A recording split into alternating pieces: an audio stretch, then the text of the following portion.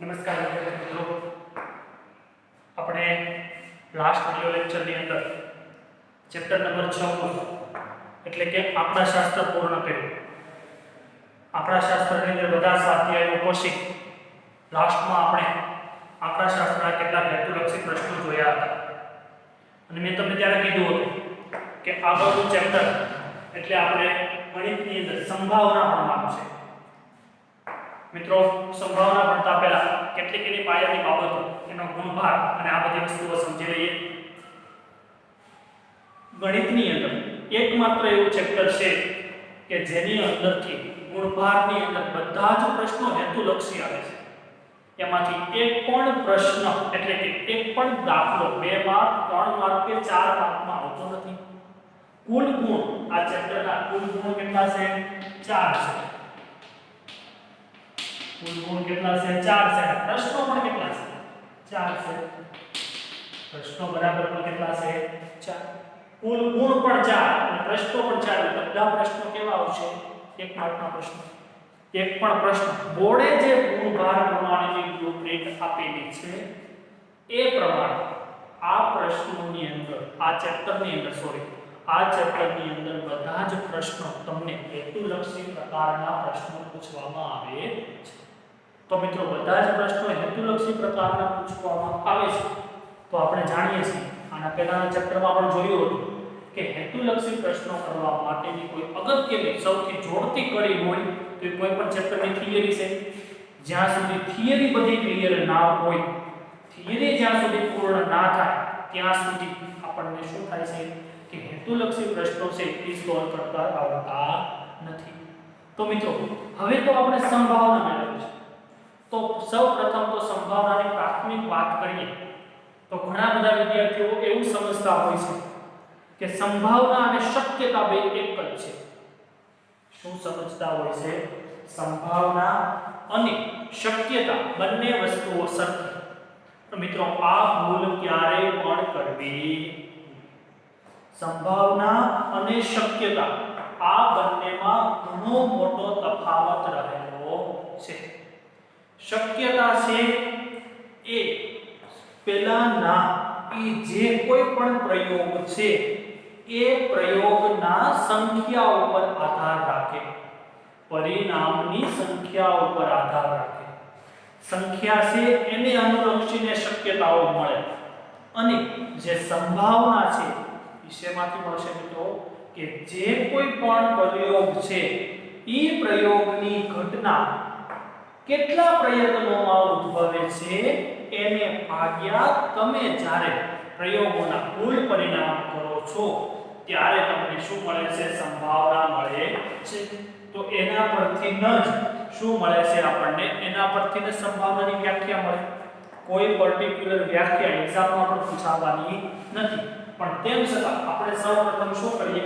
સંભાવનાની વ્યાખ્યા જોઈએ. તો સંભાવનાની વ્યાખ્યા આવી આવશે કે કોઈ પ્રયોગ માટે કોઈ ઘટના ઉદ્ભવતા પરિણામની સંખ્યા અને કોઈ પ્રયોગ માટે કોઈ ઘટના ઉદ્ભવતા પરિણામની સંખ્યા અને તે પ્રયોગના કુલ પરિણામના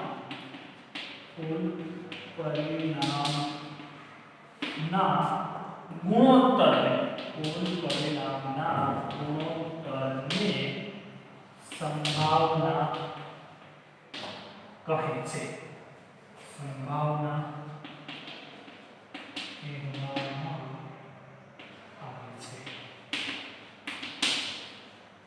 તો સમજો ખાસ કે શું કહેવા માંગે છે કે કોઈ પ્રયોગ માટે કોઈ પણ પ્રયોગ સમજી લો. પ્રયોગ એટલે કે કોઈ પણ વસ્તુ બનતી હોય. સપોઝ કે પન્ના છે તમારી પાસે. શું છે? પન્ના. તો પન્નાની અંદર પન્નાની રમત એ એક શું થયો? પ્રયોગ થયો. પ્રયોગ માટે કોઈ ઘટના ઉદ્ભવતા પરિણામની સંખ્યા.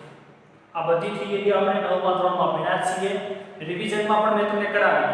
પણ તેમ છતાં અત્યારે ફરી એકવાર સમજી લઈએ જેથી કરીને આવા સરળ ચેપ્ટરોની અંદર સંભાવના એટલે સરળ ચેપ્ટરોમાં એની ગણતરી થાય છે. તો આવા સરળ ચેપ્ટરોમાં 4 માર્ક જે તમારે છે હેતુલક્ષી પ્રશ્નોના એ તમે પૂરેપૂરા કવર કરી શકો, જેથી કરીને શું થાય કે જ્યારે તમે બોર્ડની એક્ઝામ્સ આપવા જાઓ છો ત્યારે સંભાવના ચેપ્ટરનું રિવિઝન કદાચ તે સમયે ઓછો સમય આપો તો પણ ચાલે. એટલા માટે ખાસ કરીને અત્યારે આપણે એકવાર સમજી લેવું છે. તો તમે મેં એવું કીધું કે ભાઈ પન્ના, તો પન્ના માટે શું આવશે કે કોઈ ઘટના ઉદ્ભવવા માટે માનો હું એમ કહું કે એકો નીકળે પન્નાની રમતમાં એકાની સંખ્યા, પન્નાની રમતમાં એકાની સંખ્યાની સંભાવના શોધો. આવું કીધું કે શું કીધું? પન્નાની રમતમાં શું કીધું? એકાની સંખ્યાની સંભાવના શોધો. તો હવે શું કરવાનું છે? પન્નાની રમત જે હતી એની પહેલા તો એકાની સંખ્યાની સંભાવના. હવે હું તમને સમજાવું છું કે શક્યતા અને સંભાવનામાં શું ફેર છે. તો એકાની શક્યતાઓ કેટલી છે? એકા કેટલા છે? 4. એકા કેટલા છે? 4. તો એકાની શક્યતા કેટલી થશે? 4 થશે. પણ સંભાવના શું થશે કે એના પ્રયોગોના કુલ પરિણામનો ગુણોત્તર. તો પહેલા તો શક્યતા 4 છે, તો 4 ભાગ્યા પન્નામાં કુલ પરિણામ કેટલા? 52. તો એનો જવાબ શું થાય કે હું આમ લખું કે P of E બરાબર n/n બરાબર 4 ના છેદમાં 52. 13 4 52 1 ના છેદમાં 13. હવે P of m ક્યાંથી? P of E ક્યાંથી આવ્યા? પહેલા તો આપણે P of E સમજીએ. P of E ની જગ્યાએ સંકેતમાં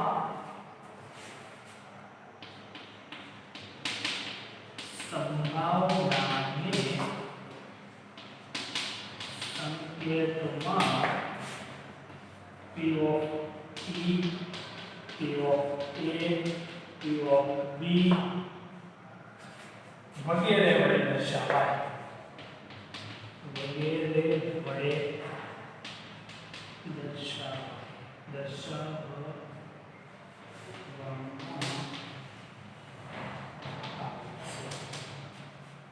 પ્રયોગને શેના વડે? સંભાવનાને સંકેતમાં શેના વડે દર્શાવાય? તો P of E, P of A, P of B આવી વગર અલગ અલગ રીતે દર્શાવે. તો હવે આપણે સંકેત સમજીએ. P of E એટલે શું કહેવાય? તો P of E એટલે શું થશે? P એટલે સંભાવનાને ઇંગ્લિશમાં કહેવાય પ્રોબેબિલિટી. સંભાવનાને ઇંગ્લિશમાં શું કહેવાય? પ્રોબેબિલિટી. ત્યાર પછી બીજો શબ્દ એવો E, P of E. E એટલે શું થાય? ઇવેન્ટ. ઇવેન્ટ એટલે ઘટના. આપેલ ઘટનાની સંભાવના. P of E શું દર્શાવે છે? આપેલ ઘટનાની સંભાવના. પ્રોબેબિલિટી ઓફ ધેટ ઇવેન્ટ, કે આ ઇવેન્ટની સંભાવના કેટલી, પ્રોબેબિલિટી કેટલી, એને સંકેતમાં કેવી રીતે દર્શાવાય? P of E વડે દર્શાવવામાં આવે છે. હવે એનો ટૂંકું સૂત્ર મેં પહેલા લખ્યું m/n. તો m ની અને n ની સમજ મેળવીએ. m એટલે શું છે? ઉદ્ભવતા પરિણામની સંખ્યા. m એટલે શું છે? ઉદ્ભવતા પરિણામની સંખ્યા. હવે n એટલે શું છે? કુલ પરિણામ. Numbers of the total result. કુલ પરિણામને શું કહેવાય? n કહેવાય. હવે એનું સૂત્ર શું થશે? એનું આપણે સૂત્ર લખીએ તો P of E is equal to ઘટના E ઉદ્ભવતા પરિણામ એના છેદમાં પ્રયોગના કુલ પરિણામ. શું આવશે? ઘટના E ઉદ્ભવતા પરિણામ એના છેદમાં શું આવશે? પ્રયોગના કુલ પરિણામ. તો આ શું થશે? સંભાવના મેળવવા માટેનું સૂત્ર. પણ આપણે દાખલામાં બધી જગ્યાએ P of E બરાબર એને ટૂંકમાં m/n વડે લખીએ તો પણ ચાલે. n એટલે શું થાય? કુલ પરિણામ. m એટલે ઉદ્ભવતા પરિણામ. અહીંયા આપણે ઉદાહરણ લીધું હતું કે શું કીધું હતું કે પન્નાની રમતમાં એકાની સંખ્યાની સંભાવના શોધો. તો શું હતું? એકાની સંખ્યા એટલે તો કુલ પન્નામાં એકા કેટલા હોય? 4 હોય. તો અંશમાં કેટલા કે 4 હોય. કુલ પન્ના કેટલા? કુલ પ્રયોગોમાં કુલ પરિણામ કેટલા? 52. તો 4 ના છેદમાં 52.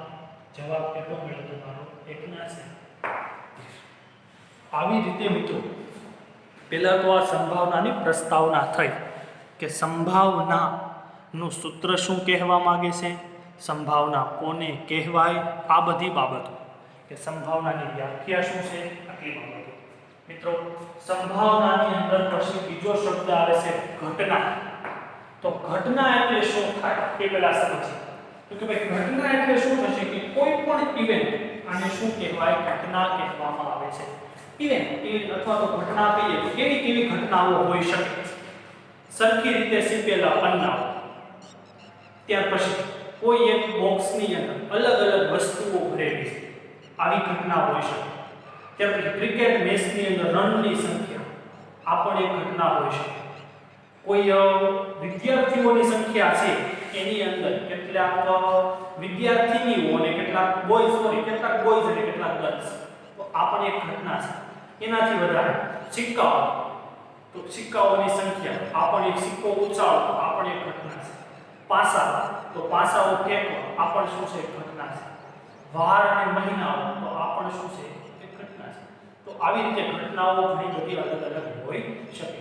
હવે આપણે એની અંદર કેટલી ઘટનાઓ ભણવી છે? એમાં સૌપ્રથમ આવે પ્રાથમિક ઘટના. પ્રાથમિક ઘટના. ત્યાર પછી આપણે એવી ભણવી છે શક્ય ઘટના. ત્યાર પછી અશક્ય ઘટના.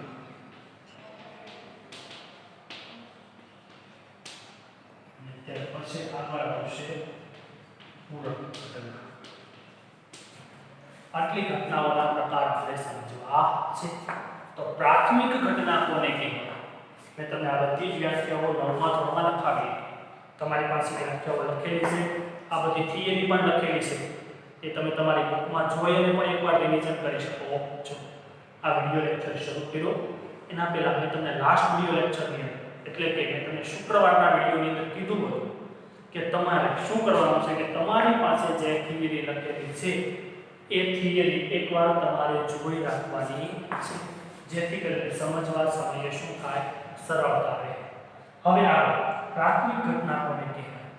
કે જે ઘટનાની અંદર પ્રયોગોના પરિણામની સંખ્યા, જે ઘટનાની અંદર પ્રયોગોના પરિણામની સંખ્યા એક અને માત્ર એક હોય. પરિણામની સંખ્યા કેવી હોય? એક હોય. આને શું કહેવાય? આને શું કહેવામાં આવે છે? કે પ્રાથમિક ઘટના કહેવામાં આવે છે. તમામ પ્રાથમિક ઘટનાઓનો સરવાળો એક થાય. તમામ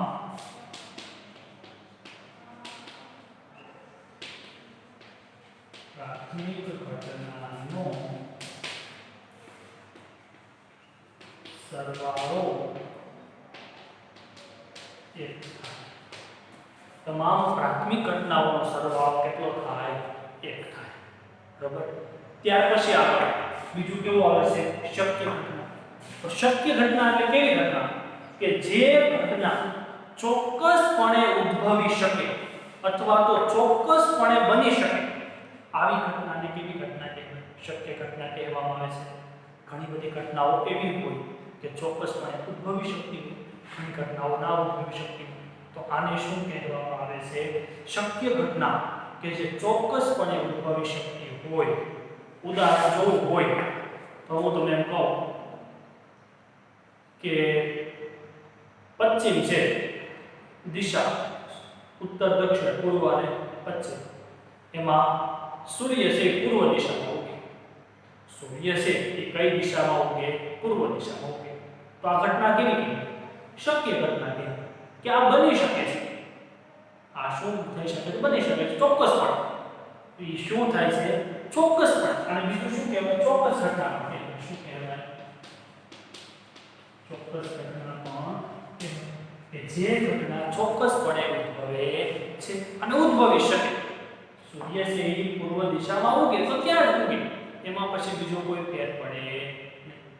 ત્યાર પછી વિદ્યાર્થીઓ છે સ્કૂલ શરૂ હોય તો સ્કૂલે આવે, તો આ કેવી ચોક્કસ ઘટના કે સ્કૂલ શરૂ હોય તો સ્કૂલે આવે.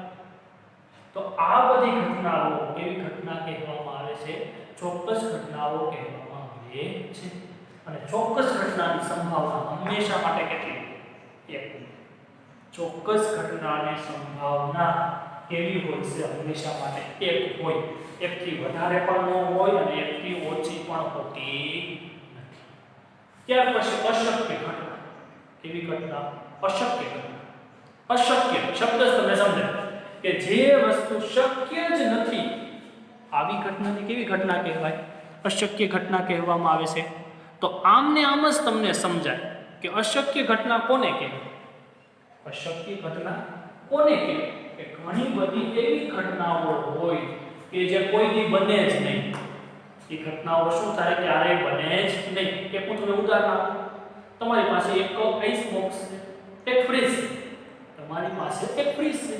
હવે એવું બને છે કે ફ્રીજની અંદર તમે લેમન ફ્લેવરની કેટલીક કુલ્ફીઓ મૂકી છે. કેવો ફ્લેવર છે? મોઢામાં પાણી એવું ને? લીંબુ સ્વાદની કેટલીક તમે કેન્ડી અંદર મૂકી છે. હવે શું થાય છે કે તમે અંદર હાથ નાખી જોયા હવે તમે બહાર કાઢીને કે ઓરેન્જ ફ્લેવર મૂકી, તમે લીંબુ ફ્લેવરની કુલ્ફીઓ અંદર મૂકી છે. તમે હાથથી બહાર કાઢી કેન્ડી, એટલે કેન્ડી કેવી નીકળી? ઓરેન્જ ફ્લેવરની નીકળે. આવું બને ને? તમારો પણ જવાબ ના છે, મારો પણ જવાબ ના છે. આવું શક્ય છે નહીં. તો આ ઘટનાને કેવી ઘટના કહેવાય? અશક્ય ઘટના કહેવામાં આવે છે. બહુ એક કોમન ઉદાહરણ તમને ખબર છે, મને ખબર છે. હવે કોમન ઉદાહરણ હું તમને એવું કહું કે સૂર્ય છે, સૂર્ય એ પશ્ચિમ દિશામાં ઉગે.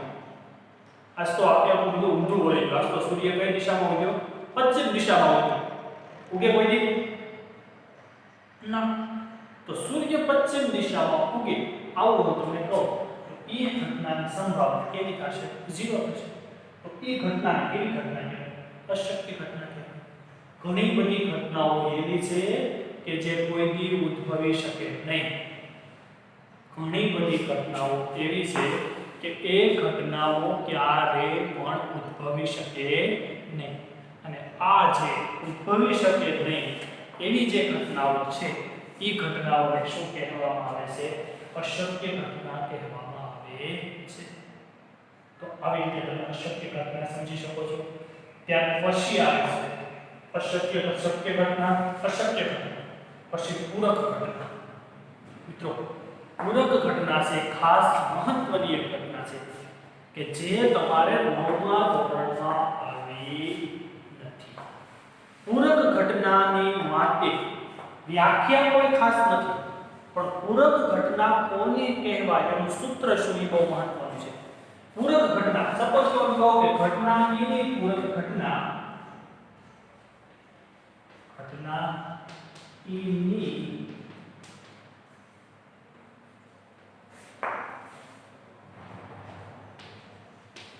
પૂરક ઘટના ને ઈ નહીં પણ કહેવામાં આવે છે. ઈ નહીં પણ કહેવામાં આવે છે.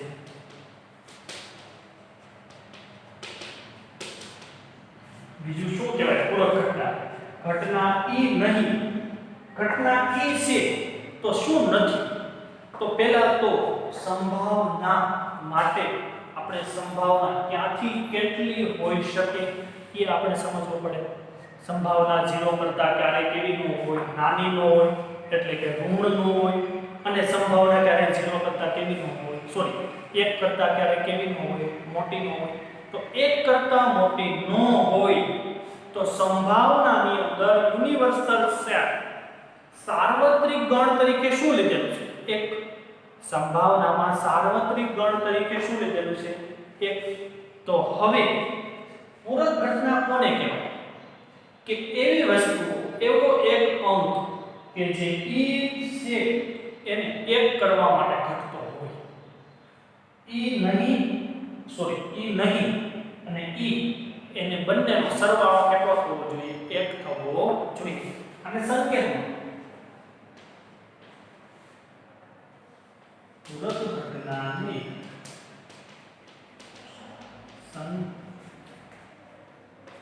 સંકેતમાં પૂરક ઘટનાના સંકેતમાં P of E બાર વડે દર્શાવાય. કેવી રીતે દર્શાવાશે? P of E બાર વડે દર્શાવવામાં આવે છે. કોને P of E બાર વડે દર્શાવવામાં આવે છે? પૂરક ઘટનાને. હવે આપણે પૂરક ઘટના ઉપરથી 1 માર્કના હેતુલક્ષી પ્રશ્નો આવી શકે એની પહેલા સંભાવના માટે એક સરસ મજાનું સૂત્ર જેવું લખી શકાય એ આપણે સમજવું છે. તો મિત્રો આ તમે બોર્ડમાંથી લખી લીધું છે અને સાથે તમારે લખી પણ જવાનું છે. હવે આપણે આગળની જે થિયરી ભણવી છે એ થિયરી પૂરક ઘટનાની સાથે સંકળાયેલી થિયરી છે કે પૂરક ઘટના ને માટે કઈ રીતના પ્રશ્નો પૂછાઈ શકે અને કઈ રીતનું એનું સોલ્યુશન નીકળે. તો પહેલા આ તો તમને લખી લીધું છે.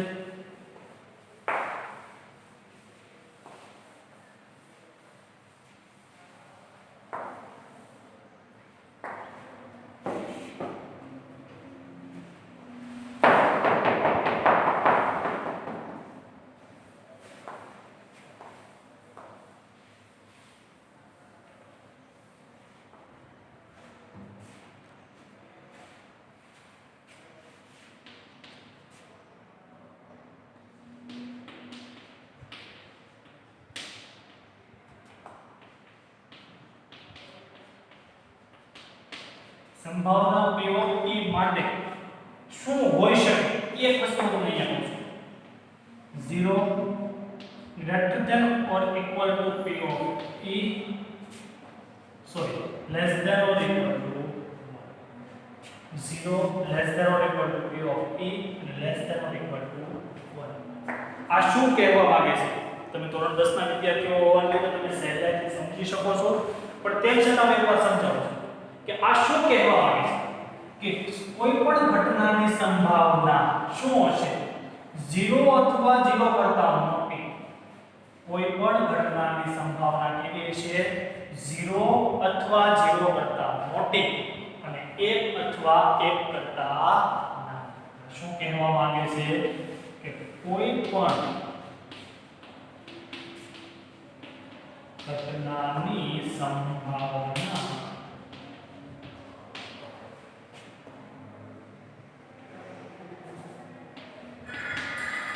0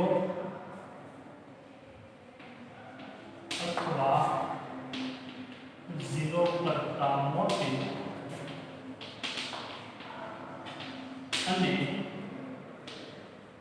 1 અથવા 1 કરતા નાની. કેવી હોય છે? 0 અથવા 0 કરતા મોટી હોય અને 1 અથવા 1 કરતા કેવી હોય છે? નાની. એટલે 1 કરતા ક્યારે મોટી હોય નહીં.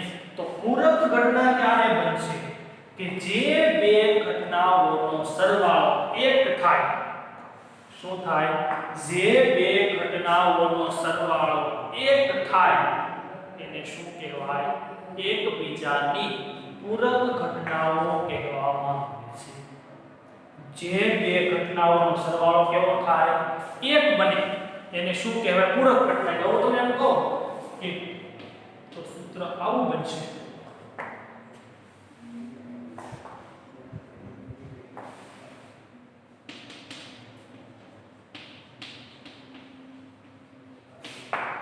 પૂરક ઘટના માટે શું થાય? P of E plus P of E બાર બરાબર કેટલા થશે? 1. P of E plus P of E બાર બરાબર હંમેશા માટે કેટલા થાય? 1 થાય. 1 થી ક્યારે વધે પણ નહીં અને 1 થી ક્યારે ઘટે પણ નહીં. આવી રીતે કોઈ પણ પૂરક ઘટનાઓ કોને કહેવાય?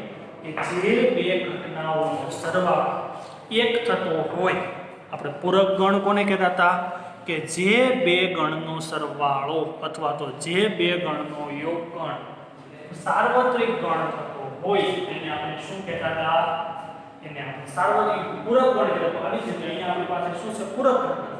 પૂરક ઘટના માટે સૂત્ર શું આવશે? P of E plus P of E bar બરાબર શું બને છે? 1 બને છે. P of E plus P of E bar બરાબર શું થશે? તો આવી રીતે કોઈ પણ પૂરક ઘટના આપણે મેળવવી હોય તો કોઈ એક ઘટના આપી છે એના ઉપરથી તમને એવું કહેવામાં આવે કે આની પૂરક ઘટના શોધો. માનો હું તમને આવું કહું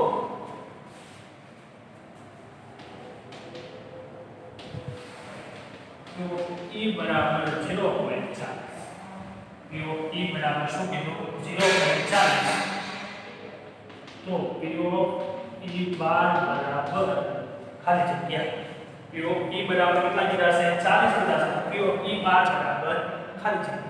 આવી રીતનો તમે દાખલો પૂછે તો આમાં તમે શું કરી શકો? સહેલાઈથી તમે લખી શકો કે પહેલા તો સૂત્ર શું આપણી પાસે? P of E plus P of E bar. P of E plus P of E bar બરાબર કેટલા છે? 1 છે. P of E બરાબર કેટલા છે? 0.40 plus P of E bar બરાબર કેટલા થશે? 1 થશે. આને સામે લઈ લો તો શું થઈ જાય? માઈનસ થઈ જાય. તો 1 minus 0.40 તો P of E બરાબર કેટલા? 0. E bar બરાબર કેટલા મળે છે? 0.60 મળે છે. તો આવી રીતે તમે શું કરી શકો છો કે કોઈ પણ તમને રકમ આપી હોય એની અંદર તમને P of E બાર મેળવવાના કીધા હોય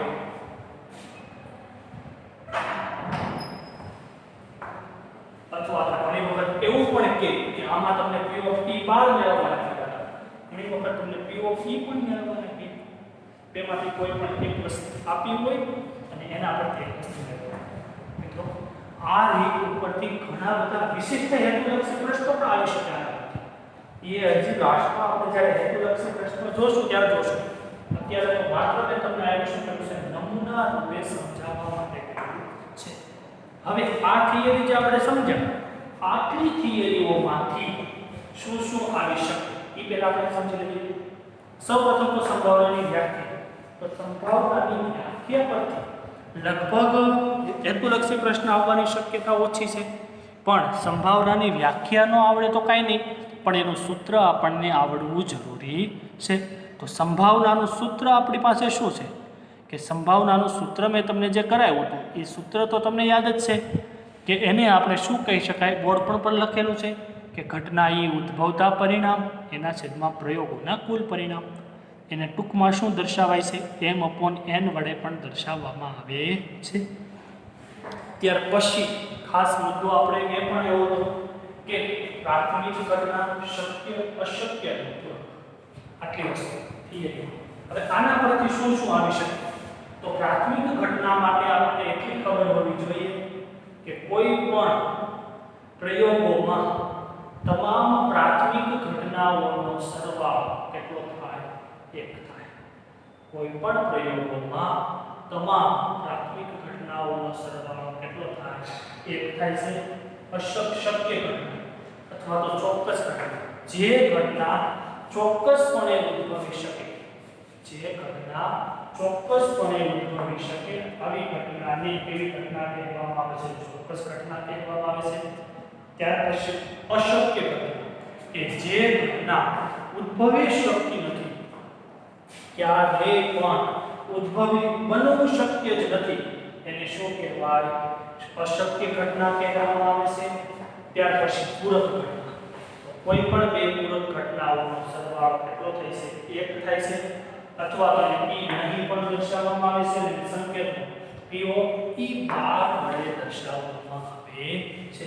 તો આ પૂરક ઘટના અને ત્યાર પછી સંભાવનાનો રેશિયો કેવો હોય? તો સંભાવના ક્યાં છે? 0 અથવા 0 કરતા મોટી અને 1 અથવા 1 કરતા નાની હોય છે. અને શાબ્દિક સ્વરૂપે પણ લખ્યું છે કોઈ પણ ઘટનાની સંભાવના 0 અથવા 0 કરતા મોટી અને 1 અથવા 1 કરતા નાની હોય છે. ત્યાર પછી બીજી વસ્તુ સૂત્ર પૂરક ઘટના માટે કે કોઈ પણ બે પૂરક ઘટનાનો સરવાળો કેટલો હોય છે? 1 થાય છે. કોઈ પણ બે પૂરક ઘટનાનો સરવાળો કેટલો થાય છે? 1. સામાન્ય રીતે ઘટનાને P of E વડે દર્શાવાય અને એની જે પૂરક ઘટના છે એને P of E બાર વડે દર્શાવીએ તો એ બંનેનો સરવાળો P of E plus P of E બાર બરાબર કેટલા બને છે 1 બને છે તો આવી રીતે મિત્રો કે કોઈ પણ જે ઘટના છે એના માટે પછી મેં ઉદાહરણ પણ લીધું છે ઉદાહરણ શું લીધું છે કે P of E બરાબર કેટલા છે 0.40 તો P of E બાર બરાબર ખાલી જગ્યા P of E બરાબર કે પ્લસ P of E બાર બરાબર 1 P of E બરાબર કેટલા 0.40 પ્લસ P of E બાર બરાબર કેટલા છે 1 0.40 આ બાજુ તો કેવા થશે માઈનસ 1 minus 0.40 ઓકે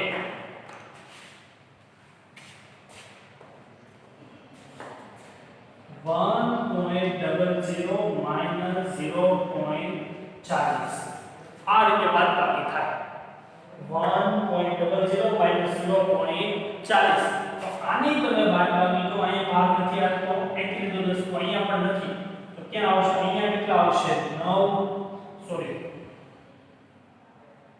0.40 એટલે કેટલા આવશે અહીંયા કેટલા થઈ જશે 0 થઈ જશે અને અહીંયા કેટલા આવશે 9 minus 0.40 અહીંયા કેટલા આવશે 10 આવશે અને અહીંયા સોરી 0 માંથી 0 એટલે કેટલા થઈ જશે 0 0 minus 0 એટલે કેટલા થઈ ગયા 0 અહીંથી લીધો 10 તો 0 માંથી 4 નથી જતા અહીંથી 10 કોઈ તો અહીંયા કેટલા આવશે 10 આવશે 10 minus 4 જવાબ કેટલો આવશે 6 અહીં 0 minus 0 એટલે 0 point જવાબ કેટલો આવશે ખાસ કરીને આ બાબતમાં બાદબાકી કરવામાં ભૂલ કરવાની નથી આવી ભૂલ કરવાથી શું થતું હોય છે કે જવાબ ખોટો આવતો હોય છે આવી જ રીતે આવા જ દાખલા થોડુંક અલગ રીતે પૂછી શકાય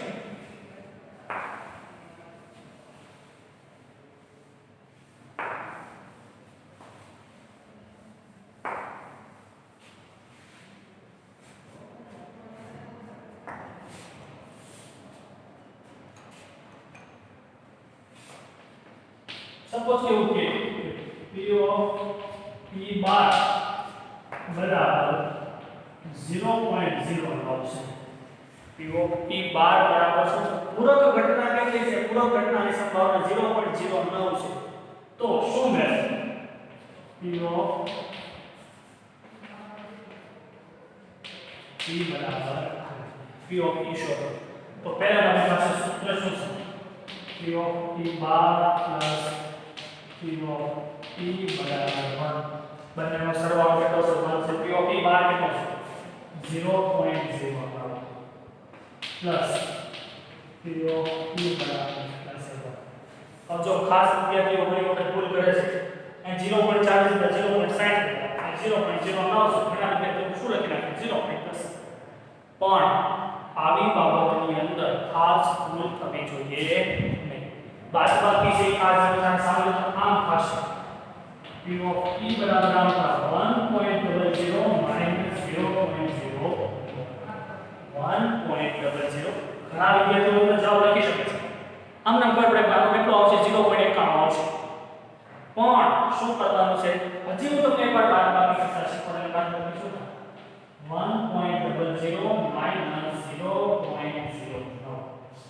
હવે જો તમે ખાસ અહીંથી ભાગ નથી આવતો હાલે છે ને અહીંથી જો 10 તો અહીંયા કેટલા આવશે 9 આવશે અહીંયા કેટલા આવશે 10 10 માંથી 9 જાય કેટલા બેટા 9 માંથી 0 જાય કેટલા બેટા 9 પોઈન્ટ એમ અહીંયા 0 હતા 0 માંથી 0 જાય જવાબ કેટલો થાય 0.91 કેટલો થઈ જશે 0.91 થાય છે ઘણા બધા વિદ્યાર્થીઓ ખાલી 9 જોવે તો જવાબ પાછળ શું લખી નાખે 1 0.09 છે આ ખાસ બાબત ભૂલાય નહીં હવે આપણે કરીએ કે P of E બરાબર કેટલો મેળવ્યો જવાબ અહીંયા 0.1